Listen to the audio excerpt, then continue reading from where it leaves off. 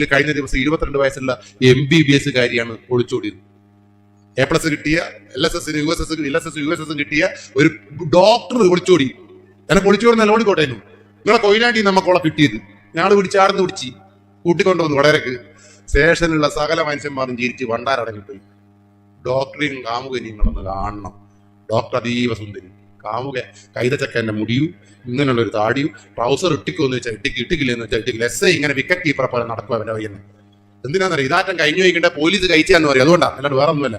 ഓന്റെ ഡ്രസ്സ് മോന്റെ കോലല്ല ഓന്റെ ഇഷ്ടം, അതൊന്നും നമ്മൾ എതിര് പറയുന്നില്ല. 18 വയസ്സ് കഴിഞ്ഞാൽ ഓരോ മനുഷ്യന്മാർ ഇട്ടത് 12 വയസ്സ് വരെയാണ് നമ്മൾ പറയുന്ന പോലെ. പക്ഷെ നമ്മൾ പറഞ്ഞ് ശീലിപ്പിച്ച കുട്ടി ഒരിക്കലും അങ്ങനെ വൃത്തികെട്ടതായിട്ട് നടക്കൂല. ശരിയാണോ?